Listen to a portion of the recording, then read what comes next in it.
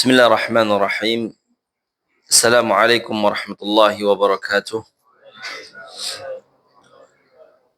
Innal hamdalillah nahmaduhu wa nasta'inuhu wa nastaghfiruh wa na'udzu billahi min shururi anfusina wa min sayyiati a'malina. May yahdihillahu fala mudilla lahu wa may yudlil fala hadiya lahu. Asyhadu an la ilaha illallah wahdahu la syarika lahu wa asyhadu anna Muhammadan abduhu wa rasuluhu alladzi la nabiyya wa la rasula ba'dah. Qala Allah Ta'ala fi kitabil karim, a'udzu billahi minasy syaithanir rajim. Ya ayyuhalladzina amanu taqullaha haqqa tuqatih wa la tamutunna illa wa antum muslimun. Wa qala aidan ya ayyuhalladzina amanu taqullaha wa qulu qawlan sadida. Yuslih lakum a'malakum wa yaghfir lakum dhunubakum wa may yuti'illaha wa rasulahu faqad faza fawzan 'azima.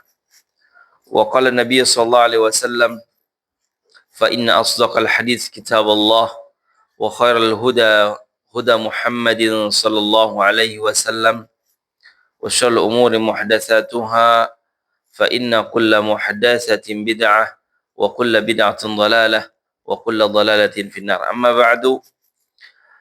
Jamaah rahmati Allah Subhanahu wa taala, tidak lupa kita selalu memanjatkan syukur kita kepada Allah Subhanahu wa taala yang telah memberikan kita segala nikmat, nikmat iman, nikmat Islam, yang mana nikmat ini adalah nikmat penentu kita, nasib kita di dunia dan di akhirat, menjadi bekal kita untuk bertemu dengan Allah Subhanahu wa taala, menjadi senjata kita untuk mengetuk pintu Allah Subhanahu wa taala, yang mana Allah Subhanahu wa taala tidak menerima kecuali hamba-hamba yang mukmin. Tidak menerima seseorang kecuali hamba-hamba yang muslim, yang istislam, benar-benar berserah diri kepada Allah Azza wa Jalla. Dan tidak lupa kita selalu mengucapkan alhamdulillah, syukur kepada Allah Subhanahu wa taala.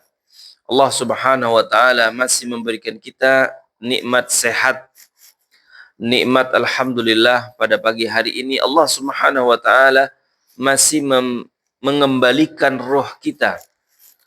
Ketika kita tidur pulas, alhamdulillah di malam hari Allah Subhanahu wa taala masih mengembalikan roh kita sehingga kita bisa bangun pagi melaksanakan berbagai rangkaian ibadah. Ada yang sholat tahajud, sholat witir, kemudian sholat qabliyah subuh, sholat subuh, dan dilanjutkan dengan kajian ilmu. Dan tentunya ini adalah termasuk nikmat Allah Subhanahu wa taala yang tidak boleh dan tidak semestinya kita lupakan. Sebagaimana Nabi sallallahu alaihi wasallam pernah menyampaikan, pergunakanlah waktu sehatmu sebelum waktu sakitmu, kata Nabi sallallahu alaihi wasallam. Supaya apa? Supaya ketika kita sehat, kita benar-benar memaksimalkan kesehatan kita ini untuk beribadah kepada Allah Subhanahu wa taala. Karena tujuan kita beribadah, tujuan kita hidup di dunia ini, wa ma khalaqatul jinna wal insa illa liya'budun. Tidaklah aku menciptakan jin dan manusia melainkan untuk beribadah kepada Allah Azza wa Jalla. Jamaah rahmati Allah Subhanahu wa taala, salawat serta salam mudah-mudahan selalu tercurahkan kepada Nabi kita Nabi Muhammad sallallahu alaihi wasallam, para keluarganya, para sahabatnya, dan orang-orang yang selalu setia mengikuti sunnahnya sampai akhir zaman. Ikhwah sekalian rahmati Allah Subhanahu wa taala, pembahasan kita pada materi kita di pelajaran fikih pagi hari ini adalah bab kita tentang maudhu'ul fiqh, yaitu pembahasan fikih, ilmu fikih. Apa yang dibahas pada ilmu fikih? Mungkin di mukadimah kita sebelumnya telah kita singgung, telah kita bahas secara singkat tentang apa saja yang dibahas pada ilmu fikih. Apakah yang dibahas adalah muamalah misalnya? Apakah yang dibahas adalah aqadiyah, yaitu masalah keyakinan, ataupun yang lainnya? Yang pernah kita sampaikan, banyak para ulama memberikan definisi fikih. Ya, ada yang mengatakan fikih tersebut adalah hukum itu sendiri, hukum wajib dan seterusnya. Ada yang mendefinisikan fikih tersebut adalah ilmu secara umum, termasuk di dalamnya ilmu akidah. Dan itu yang disampaikan oleh Imam Abu Hanifah Nu'man rahimahullah. Namun apa yang dibahas pada ilmu fikih tersebut adalah qala al-muallif rahimahullah wa hafizahumullah mawdu'ul fiqhi af'alul mukallafina minal ibadi ala nahwin amin wa syamil. Bahwasanya pembahasan fikih tersebut yaitu membahas tentang af'alul mukallafin, yaitu perbuatan mukallaf. Ya, perbuatan mukallaf berarti pekerjaan badan seorang mukallaf. Apa itu mukallaf? Adalah orang yang telah dibebankan hukum syar'i kepada orang tersebut. Kalau kita melihat lagi ke hukum fikih lainnya, kapan seorang itu dikatakan mukallaf? Kapan seorang itu dikatakan mukallaf? Ya, ada tiga definisi atau tingkatan manusia. Yang pertama adalah ketika dia lahir, ya, sampai dia tamyiz. Apakah itu mukallaf? Bukan. Karena tidak dihitung baginya pahala dan dosa. Kemudian dari tamyiz, apa itu tamyiz ya? Adalah anak-anak belum balik tapi sudah faham dia terkait kebenaran dan salah. Misal, sholat di masjid harus tenang. Anak tersebut belum balik, tapi dia tahu kalau ke masjid itu tidak boleh gurau, tidak boleh makan, tidak boleh minum di masjid. Maksudnya minum sebagaimana orang makan. Kemudian tidak boleh gurau. Tahu dia. Itu namanya tamyiz. Ya, kecuali Nabi Ibrahim alaihissalam. Ya, yang beliau makan bara api karena memang wahyu, tahu Nabi Ibrahim itu adalah panas. Tapi karena wahyu Allah Subhanahu wa taala, dengan hikmahnya dari wahyu tersebut, Nabi Ibrahim memakan bara api. Ya, ada nggak anak kita disuruh milih antara makan sama bara api kemudian ngambil bara api? Ya, mungkin kalau megang sih iya, kalau makan enggak. Ya. Kemudian Nabi Musa ya. Nabi Musa bukan Nabi Ibrahim. Kalau Nabi Ibrahim yang di dalam api, kunibar dan wasalaman ala Ibrahim. Ya, tabiz adalah orang, ya, anak yang belum balik tapi dia bisa membedakan antara yang benar dan yang salah. Nah, dari tamyiz sampai balik, ya, para ulama berbeda pendapat. Ada yang mengatakan kalau pahala itu dicatat, kalau dosa tidak dicatat. Kalau dari tamyiz sampai dia balik. Kalau pahala dia dicatat, kalau dosa dia tidak catat.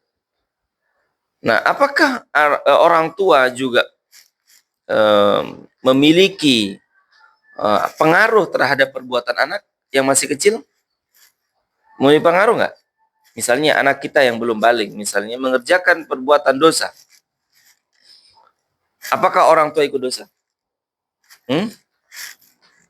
Ya, wala taziru waziratu wizra ukhra. Ya, orang tua tersebut akan ikut dosa jika dia tidak mendidiknya. Atau dia tahu tapi dia tidak mencegahnya. Itu dosa. Namun kalau seandainya si anak tersebut mengerjakan, ya, di luar sepengetahuan bapaknya, dan bapaknya atau orang tua tidak pernah mengajarkan itu, maka tidak berdosa, karena kata Allah Subhanahu wa taala, tidaklah dosa tersebut dibebankan kepada orang yang bukan pelakunya. Ya, kecuali dia tahu. Maka di hukum tentang bahwasanya buka'u ahlil mayyit adabun lil mayyit, ya, tangisnya atau niyahah, ya, niyahah atau meratapi orang yang mati tersebut adalah juga bagian sebab mayit tersebut diadab. Sebagian para ulama mengiyakan itu, yaitu bagi keluarga yang tidak diajarkan oleh si mayit terhadap hukum niyahah, atau si mayit berwasiat kepada keluarganya bahwasanya kalau dia meninggal maka lakukanlah ini. Maka ratapan orang keluarga itu juga ada bagi si mayit. Nah, itu adalah tentang beban dosa atau pahala bagi anak yang dari mumayyiz sampai dia balik. Ya, apakah orang tuanya berdosa ataukah tidak, kecuali adalah apa, idha'atil mal atau faqdul mal atau itlaful mal, kecuali kalau seandainya si anak tersebut menghilangkan, merusak harta orang lain. Walaupun sepengetahuan, tidak sepengetahuan orang tua wajib wajib doman. Oh, anak nggak tahu namanya anak-anak kok, masa disalahkan? Yang dilempar HP orang. Ya, misalnya iPhone 17 Pro Max lagi. Ya, misalnya. Wajib ganti nggak? Wajib ganti. Ya, jangan merasa, oh anak-anak kok wajar, anak-anak nggak tahu apa-apa. Iya, anak-anak, tapi ya doman karena dia merusak harta orang lain, wajib mengganti. Itu hukum syar'i. Wajib kecuali ya bi'irda'i sahibi, kecuali dengan ridhonya yang punya. Sama seperti juga sama hewan ternak, binatang ternak yang kita miliki misalnya. Nah, para ulama juga memberikan perincian. Kita memiliki misalnya kambing, ya, yang punya ternak kambing. Kemudian kambing kita memakan makanan orang lain. Ya, memakan orang lain.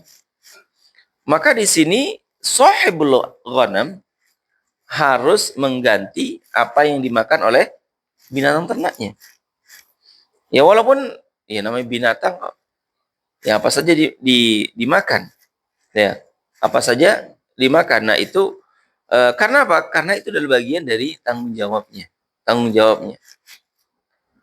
Sebagian para ulama mengatakan kalau seandainya dia memakannya di siang hari, nggak perlu mengganti. Karena memang tabiatnya binatang atau hewan ternak tersebut ya jalannya ketika siang hari. Kalau malam hari, ya, kalau merusak harta orang lain harus mengganti. Ya, ada juga para ulama mengatakan kalau dia terbiasa diikat, kemudian dia lepas memakan harta orang, tidak menggelur ganti. Karena ya biasanya dia diikat. Tapi kalau seandainya biasa dia dilepas dan lain sebagainya, merusak harta orang lain, sebenarnya ulama tetap mengganti. Namun ya mengerucutnya adalah ke maslahatul ibad, adalah maslahah seseorang muslim atau manusia. Jika dirasa dia tidak mengganti, aman-aman saja, alhamdulillah. Tapi kalau seandainya dia tidak mengganti, malah tambah ruwet, tambah masalah dengan sesama manusia, lebih baik kita mengganti. Karena tujuan hukum syariat adalah limaslahatil ibad, yaitu maslahat seorang hamba menghilangkan kerusakan dan memberikan maslahat. Nah, itu dari tamyiz ke baligh. Kemudian yang fase berikutnya, yang ketiga adalah fase, ini kayaknya saya pernah bahas. Fase dari baligh sampai dia meninggal dunia.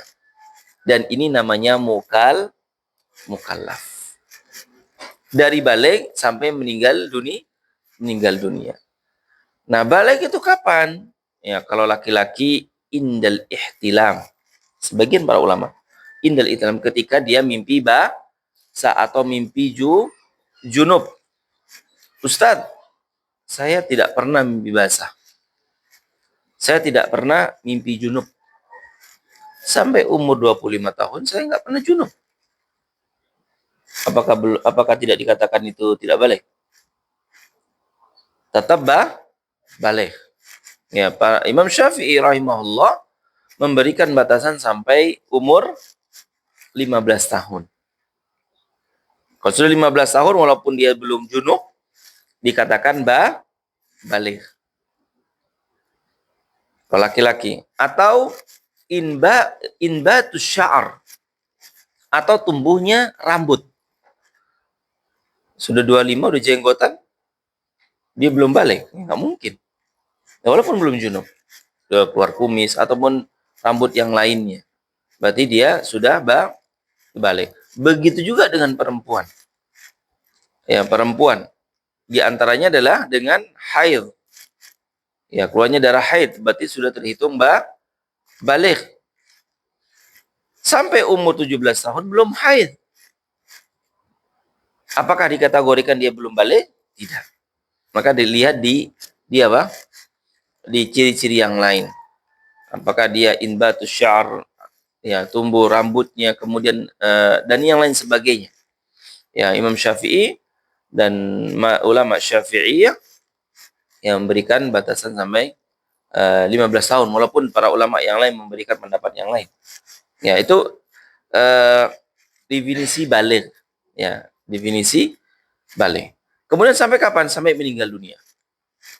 Dan sampai meninggal dunia itu yang dinamakan mukallaf. Jadi yang diperhitungkan oleh para ulama atau para fuqaha adalah perbuatan orang mukallaf di fikih yang kita bahas nih. Nah, oh ya, kemudian saya lupa yang keempat, fase keempat adalah fase haram. Umur seseorang dia belum meninggal dunia tapi pikun. Ya, pikun. Dosanya kemana? Dicatat nggak dosanya? Bagi yang pikun. Ya, tidak dicatat. Ya, maka dia sama seperti ya masih anak-anak.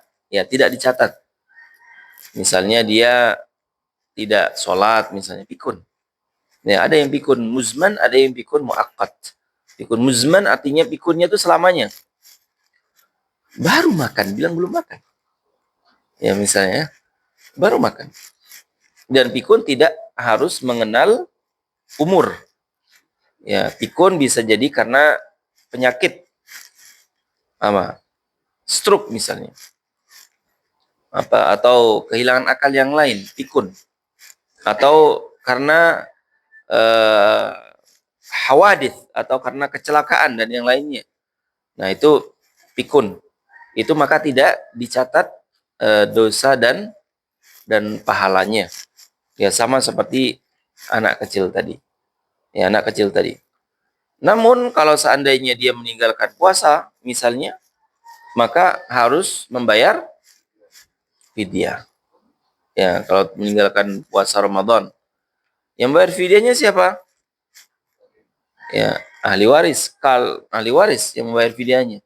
Kecuali kalau si orang ini memiliki harta, dari hartanya misalnya hartanya banyak, ya dari hartanya banyak misalnya, pengusaha tiba-tiba pikun, ya nggak puasa, maka kalau dari hartanya banyak diambil dari hartanya. Kalau hartanya nggak ada, maka ahli warisnya ya kan yang harus membayar dari fidyah tersebut. Ya, afal mukal, berarti dia bukan mukallaf. Ya, bukan bagian dari yang kita bahas saat ini. Jadi pembahasan fikih adalah af'al mukallafina minal ibad ala nahwin amin wa syamil. Yang dibahas adalah perbuatan mukallaf secara umum dan perinci. Secara umum misalnya adalah hukum itu sendiri. Allah mewajibkan hukum sholat 5 waktu, wajib, umum. Namun terperincinya adalah tentang hukum-hukum yang lain. Dia tidak wajib karena apa? Nanti ada pembahasannya. Ada sholat itu tidak wajib bagi orang misalnya adalah yang sakit maktuh. Ya, sakit yang berkepanjangan, maka dia sholat sesuai dengan kemampuan dia. Atau sholat bagi orang yang memiliki penyakit epilepsi. Apa itu epilepsi? Ayan ya, ayan. Nah, maka bagi dia tidak wajib ketika dia lagi kumat. Ya. Namun apakah dia harus mengqadha atau tidak, nanti ada pembahasan yang lain. Ada pembahasan berbeda. Ya, ketika dia lagi gila. Nah, maka pembahasan fikih itu ada yang sifatnya umum, ada yang sifatnya terperinci. Ya, nanti ada syarat-syaratnya, wajib-wajibnya, dan lain sebagainya. Fahuwa yatanawalu ala qatli insani ma'a rabbih. Yang kita bahas adalah, pertama adalah hubungan manusia terhadap Tuhannya. Yang kita bahas nih, yaitu hubungan kita sholat untuk siapa? Untuk Allah Azza wa Jalla. Puasa untuk siapa? Untuk Allah Azza wa Jalla. As-siyamu li, untuk Allah. Kemudian zakat untuk siapa? Karena Allah Subhanahu wa taala. Inna salati wa nusuki wa mahyaya wa mamati lillahi rabbil alamin. Itu MOU kita nih kepada Allah Subhanahu wa taala. Sungguhnya salatku, inna salati wa nusuki, adalah sembelihanku, wa mahyaya, hidupku dan matiku hanya untuk Allah. Untuk Allah. Untuk pasangan, hidup dan mati untuk pasangan enggak? Saya memang hidup dan matiku udah untuk kamu. Misalnya. Ya, ketika bekerja saja. Ya, kalau udah meninggal dunia, ya udah bukan untuk pasangannya. Yang suami bisa nikah lagi, yang istri mungkin nikah lagi. Tapi totalitas penghambaan kepada Allah Subhanahu wa taala memang benar-benar harus untuk Allah Subhanahu wa taala. Nah, fikih adalah di antaranya yang menjelaskan tentang hubungan manusia terhadap Allah Subhanahu wa taala. Kemudian ma'a nafsihi. Kemudian hubungan manusia terhadap dirinya sendiri. Itu fikih juga, makanya dilarang puasa ngableng. Apa puasa ngableng? Iya, yang puasa yang terus-menerus. Iya, ya puasa wisol atau puasa dahar. Kalau puasa wisol kan puasa yang tidak berbuka. Yang mungkin berbukanya jam 10 malam udah cukup dengan air, lanjut lagi. Ya, puasa wisol. Wisol artinya menyambung kan. Kalau puasa dahar adalah puasa yang tidak pernah berbuka. Puasa terus, hari-harinya puasa terus. Puasa terus dan seterusnya. Dan itu adalah larangan Nabi SAW. Kenapa kata Nabi SAW? Wa inni asuma wa anni asumu wa aftur. Aku puasa dan juga aku berbuka. Ya, wa inni anamu wa usalli. Dan aku juga tidur dan juga salat. Makanya Nabi SAW ya, ketika melihat ada seorang sahabat yang ingin puasa terus, ingin sholat terus, dan tidak mau zuat, tidak mau nikah. Ya, tidak mau nikah. Maka Nabi SAW mengatakan itu. Aku berpuasa juga aku berbuka. Aku sholat juga aku tidur. Wa inni atazawwaj nisa. Dan aku juga menikahi perempuan. Nanti menikah. Waman raqiba an sunnati falaysa minni. Artinya adalah, karena apa kata Nabi SAW? Karena fa inna fi badanika haqqun. Sungguhnya pada badan kamu ada hak yang harus kamu dapatkan. Makanya di fikih nanti ada puasa yang sunnah, ada puasa yang haram, ya kan? Ada puasa yang makruh. Ya, karena apa? Karena hubungan tadi manusia tersebut pada dirinya sendiri. Ya, jangan sampai karena puasa akhirnya mendolimi dirinya. Ya kan, nggak bisa berbuat apa-apa. Kenapa? Apalagi tujuannya bukan untuk Allah Subhanahu wa taala. Puasa 40 hari, 40 malam biar bisa terbang. Nah, itu. Biar bisa ini. Ya, itu bukan karena Allah, itu pengen jadi dukun namanya. Ya kan? Puasa 3 bulan berturut-turut misalnya. Karena siapa? Ya harus karena Allah Subhanahu wa taala, bukan karena yang lain. Nah, itu namanya hubungan manusia terhadap manusia. Kemudian yang pembahasan juga mujtama'ihi, artinya hubungan manusia terhadap masyarakat. Itulah Islam gitu jamaah. Tidak hanya, ya betul, tidak hanya hablun minallah. Tidak hanya hubungan sama Allah Subhanahu wa taala saja kita baik. Kepada masyarakat juga kita perlu baik, dan itu wajib. Nabi SAW telah menyampaikan tersebut, kan? Man salimal muslimuna min lisanihi wa yadihi. Al muslimu yarhamakullah. Al muslimu man salimal muslimuna min lisanihi wa yadihi. Seorang muslim itu adalah yang mana orang lain itu selamat dari lisan dan tangannya. Itu artinya adalah bersosialisasi tadi. Bagaimana hubungan bermasyarakat itu menjadi hubungan yang baik. Ya, hubungan yang tidak boleh ada masalah. Maksudnya masalah-masalah yang tidak harus jadi masalah jadi masalah. Ya, Nabi SAW juga bagaimana bermuamalah dengan orang kafir. Nabi SAW tidak pernah menzalimi mereka. Bahkan bermuamalah tijarah dengan orang kafir pun juga Nabi SAW bermuamalah dengan sebaik-baiknya. Dan fikih juga akan menjelaskan tentang nanti bagaimana tentang bermasyarakat, hukum ijarah misalnya, sewa menyewa. Ya, misalnya bagaimana ijarah sewa menyewa tersebut seperti kita menyewa barang, nyewa kontrakan, ya kan? Ya, bagaimana adab-adabnya? Aduh, susah Ustaz, suruh bayar susahnya luar biasa Ustaz. Kalau lagi nempatin enak, tapi suruh bayar kontrakan susah, nunggak sampai berbulan-bulan. Nah, itu ada bahasanya nanti. Makanya Nabi SAW juga menyebutkan rahimallahu imra'an samhan idza ba'a wa samhan idza ishtara. Allah itu merahmati seseorang ketika dia membeli, dia memperhatikan keadaan penjualnya. Samhan artinya kalau nawar nggak kebangetan gitu. Harga 100.000 ditawar 50.000. Ya, itu kan kebangetan banget itu. Itu kata Nabi, samhan idza ba'a wa idza ishtara. Dan juga penjual juga harus memperhatikan ya pembeli. Oh, ini kayaknya kita evolusi banyak ini. Nah, sudahlah, mumpung ya kan dinaikin tinggi banget. Walaupun secara hukum syar'i boleh-boleh saja.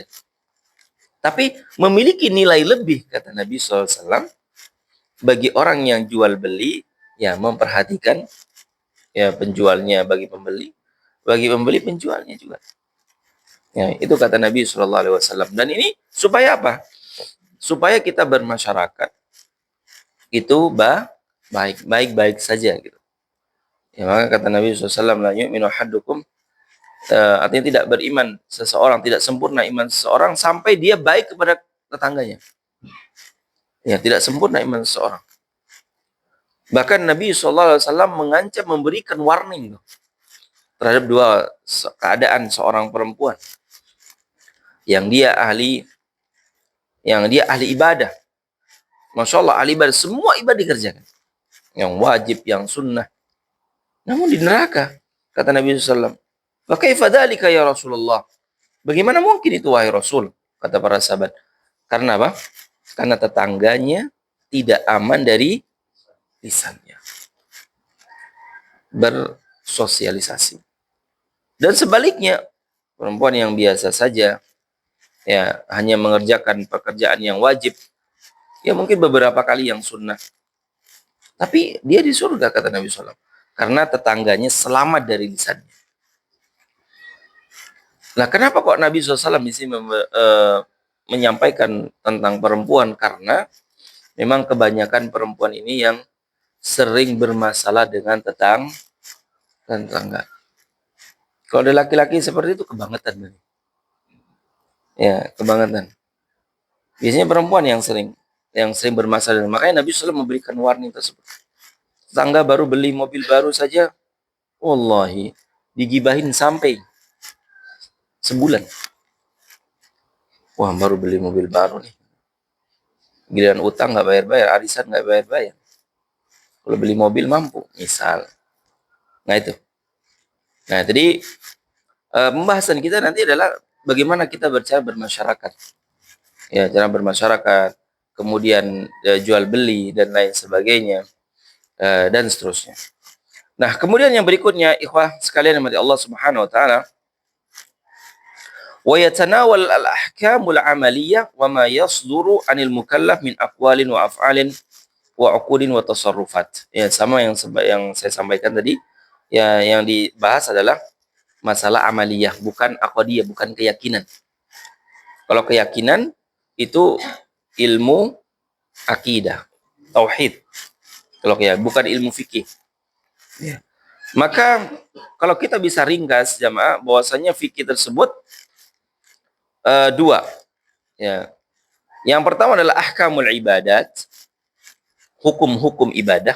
Kalau bisa kita ringkas pembahasan ilmu fikih, min sholatin dari sholat seperti sholat, wasiyamin dari puasa, wahajin dari hukum haji, ataupun zakat. Dan hukum-hukum ibadah ini disampaikan oleh para ulama. Apa hukumnya kita mempelajari adalah ma'lum minad din bid darurah. Adalah harus kita pelajari. Enggak boleh kita mengatakan saya enggak tahu hukumnya. Salat, zakat, puasa, haji.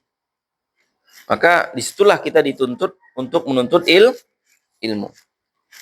Kenapa tidak zakat? Anak enggak tahu hukumnya zakat itu. Karena saya enggak tahu hukumnya zakat itu kalau seandainya punya emas 85 gram, karena disuruh zakat. Nah, harus tahu. Sama orang-orang yang kaya-kaya itu harus tahu tentang hukum-hukum zakat, hukum-hukum sedekah, hukum-hukum dan yang lainnya, zakat mal, zakat fitrah dan lain sebagainya. Maka di sini adalah al-ahkam ad-daruriyah, hukum yang harus penting dan wajib dipahami oleh setiap mukallaf tentang sholat, zakat, haji dan puasa. Ya. Jadi pembahasan adalah hukum ibadah. Ibadah yang rukun Islam ya. Kemudian yang kedua adalah ahkamul muamalat, yaitu hukum-hukum muamalah yang mencakup di dalamnya adalah al-uqud, yaitu akad-akad, mulai dari akad jual beli sampai akad nikah. Nah, biasanya kalau di pesantren ini paling senang anak-anak kalau sudah belajar beginian. Kalau udah sholat, sering saja kita ngerjain sholat. Kalau udah berjalan akad-akad, apalagi akad nikah, paling semangat. Tapi memang subhanallah, sangat penting sekali memang diajarkan kepada anak-anak ya, terutama anak-anak SMA, ya perkuliahan yang S1 dan sebagainya, tentang hukum-hukum akad nih. Karena apa? Karena mereka akan kerjakan itu. Apalagi zaman sekarang, apa? Online. Jual belinya online. COD. Kemudian, ya walaupun sebagian para ulama, sebagian ustadz-ustadz kita, ada pro dan kontra. Ada yang mengatakan boleh, ada yang mengatakan tidak boleh membeli online. Apalagi Shopee sudah seperti mall pindah ke rumahnya. Shopee semuanya ada. Ya, semuanya ada. Nah, hukumnya bagaimana? Jadi di akad-akad tadi. Kemudian tasarrufat. Ya, tasarrufat adalah penyaluran-penyaluran. Penyaluran zakat, fitrah. Ya, kepada siapa penyaluran zakat fitrah tersebut? Boleh nggak kita menyalurkan zakat fitrah kita kepada orang tua? Ya kan? Boleh apa tidak? Nggak boleh, karena orang tua. Kemudian mencampur zakat antara zakat bahimatul an'am dan zakat emas supaya nisabnya sampai juga tidak boleh.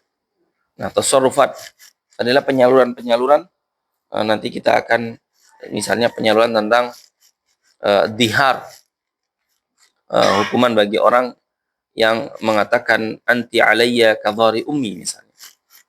Ya, ada fidyahnya. Ya kan? Disalurkan kemana?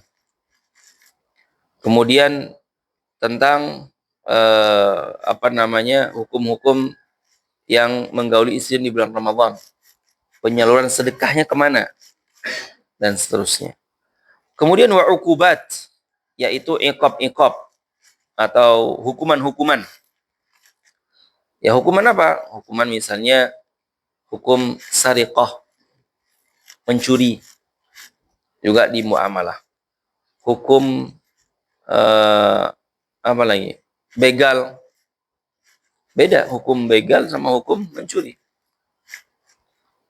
Kemudian hukum mengambil atau mencuri harta orang atau masyarakat yang sedang butuh-butuhnya.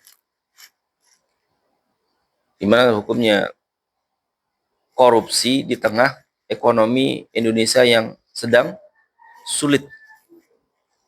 Ya, berbeda dengan hukuman mencuri atau korupsi dalam keadaan negara kaya raya, beda.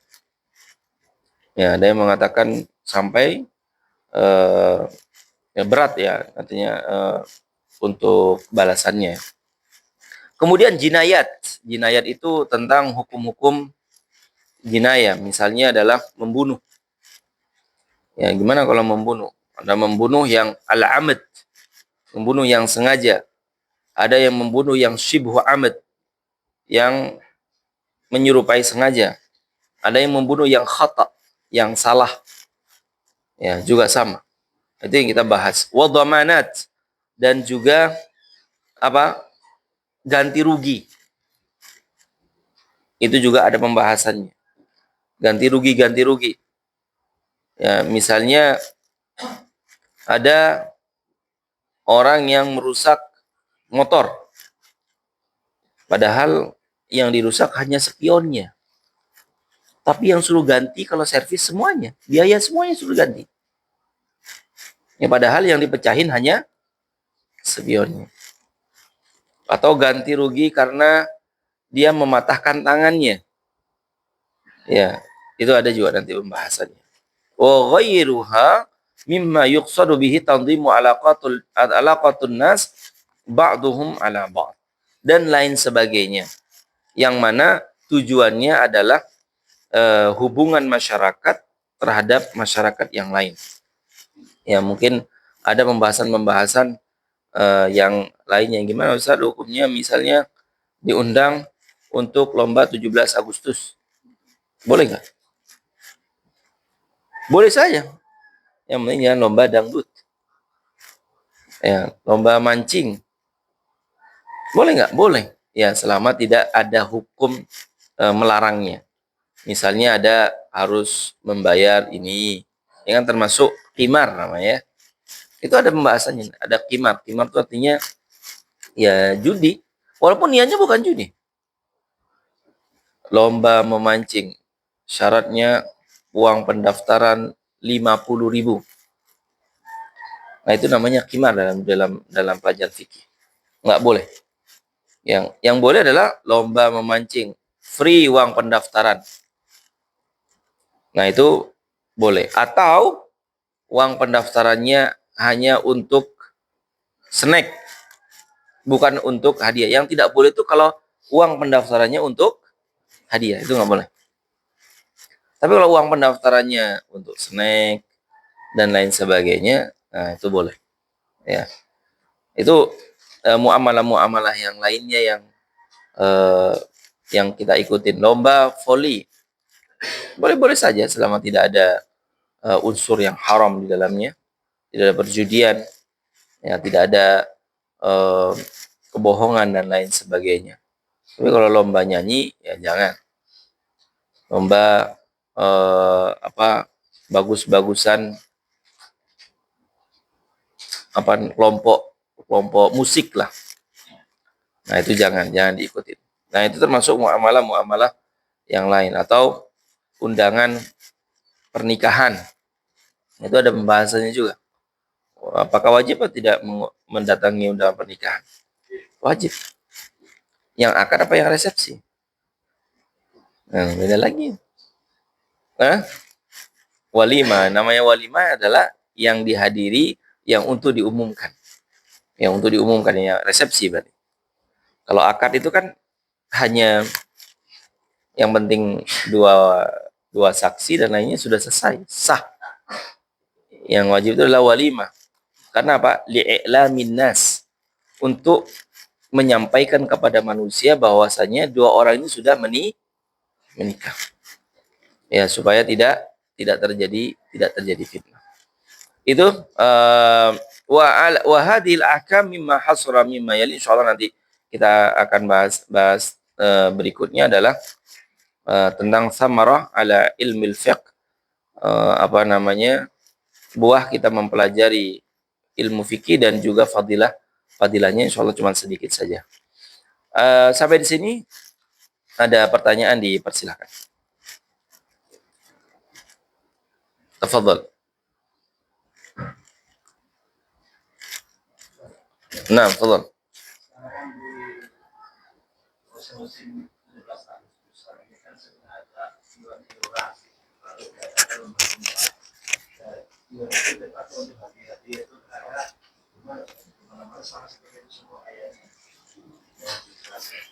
Nah, iuran ya. Iuran untuk 17 Agustus ataupun yang lainnya. Kalau semua warga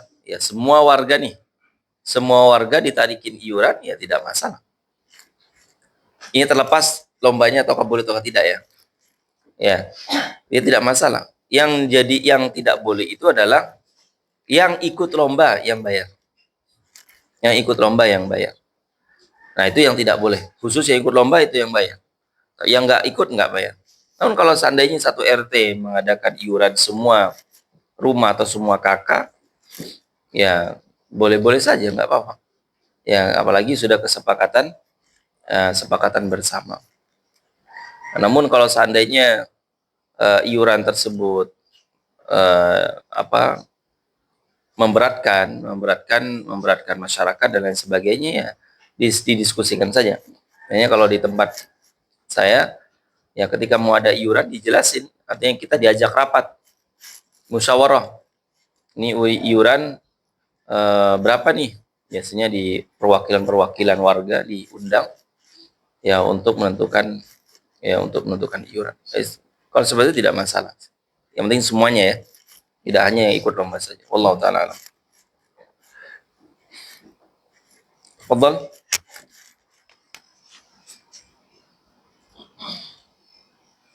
Ada lagi dari akhwat, mungkin disediakan mikrofon. Nah, fadhal. Misalkan kemungkaran seperti misalkan ada lomba sepak bola tapi laki-laki pakai baju perempuan gitu, kalau enggak sebaliknya gitu, kalau enggak pokoknya yang istilahnya ada di situ hukum-hukum syar'i yang ditabrak gitu, itu seperti apa Ustaz? Jazakallahu khair. Nah, wa iyyakum. Ya, kadang memang di masyarakat kita ini ada beberapa hal yang tidak bisa kita kendalikan, Bapak Ibu ya.